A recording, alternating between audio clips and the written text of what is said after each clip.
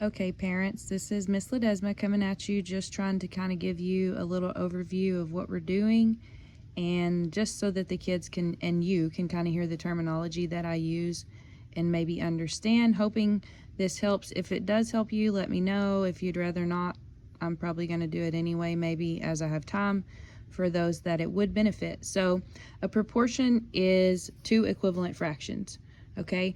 Proportions are used to make predictions.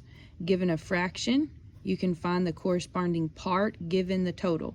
So as long as you have three pieces of the proportion, you can find the missing piece no matter where the question mark is. It could be here, here, here, or here, as long as you have the other three numbers. So the two methods that we use to solve a proportion are the bat and ball method, okay? And that works on any proportion, okay? So you can solve any proportion using the bat and ball method, okay? The other method is the Amazon method. And for this particular proportion, we can use either method to solve it, and I'll talk about why. So for bat and ball, you always look at the two numbers that are diagonal from each other. That means they go this way or they go this way. You wouldn't have this one because there's not a number there.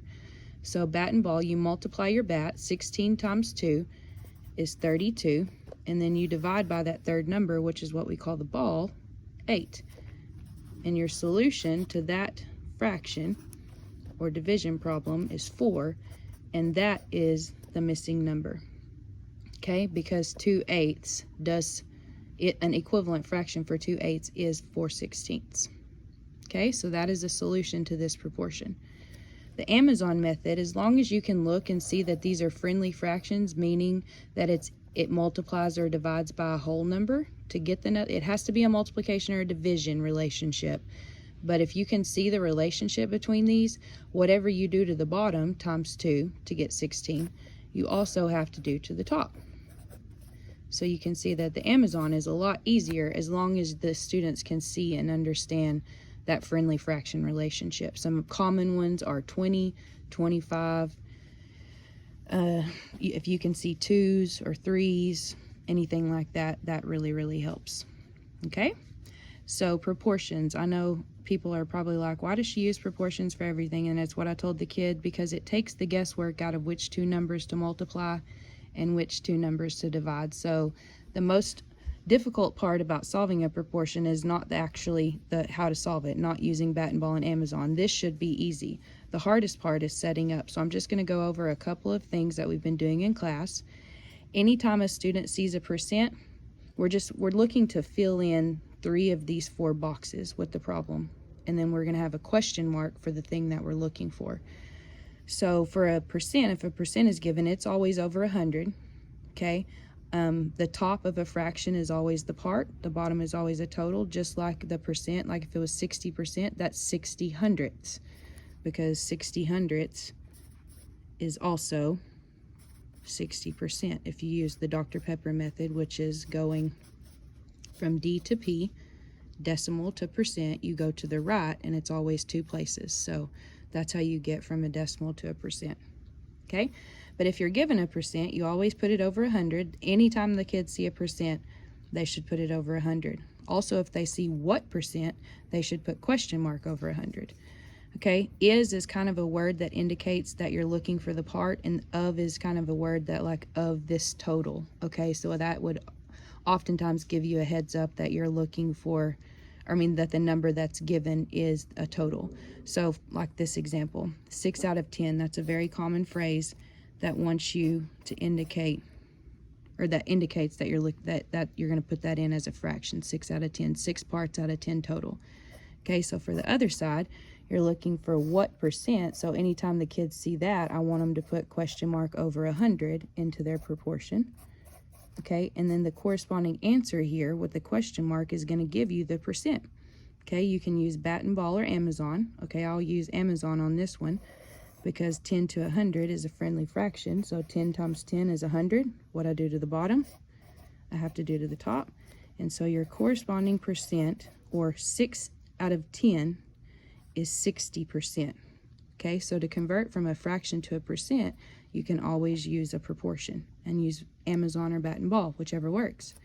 Okay, If you were going to do the same thing using bat and ball, just for the example, you would say 6 times 10, multiply your bat, is 600, and then you would divide by your ball, divided by 10. So for long division, how many times does 10 go into 6? It doesn't, but it goes into 60 6 times. Multiply down, 6 times 10 is 60. Subtract, bring down, and 10 doesn't go into 0, so I put a 0. And so this answer is your percent also, because it's over 100. Okay? If you are looking for the part given the total, which is, we've done this too, so you're looking for the whole. Anytime you see a percent, you put it over 100, and then of is kind of an indicator that that 16 is going to go on the bottom because that's a total. And if you just kind of translate it and see if it makes sense, it does. Okay, in this case, this isn't a friendly fraction. Okay, so you would have to do the bat and ball, 20 times 16. Always start with your second 0 as you move over. This has to be a 0. 2 times 6 is 12. Carry your 1. 2 times 1 is 2, plus 1 is 3. Then you add. Okay, so that's the answer to your bat. And then you divide by your ball. 320 divided by 100. Okay, and this is going to be a decimal, so I always tell the kids, just go on out to add your decimal and 2 more zeros, move your decimal straight up, and then go to town. So 100 doesn't go into 3, it doesn't go into 32, but it goes into 320 3 times. 3 times 100 is 300. Subtract, bring down. 100 goes into 200 2 times. 2 times 100 is 200. Subtract, and if you wanted to bring down, you could. So what part of 16 is 20%? 3.2. Okay, so hopefully that helps. Let me know what you think, and I hope this helps you at least kind of understand how I do this. I'm not just going to use this for percents, that we're going to use it for ratios, we're going to use it for rates. So the sooner they can get a handle on this, the better that we're going to be. I know long division can be a struggle and students do not like it, so they like to resist, but the unfortunate truth is they just have to know how to do it. So with long division comes math facts, so hopefully you are working on those at home. I hope this helps. Have a great day.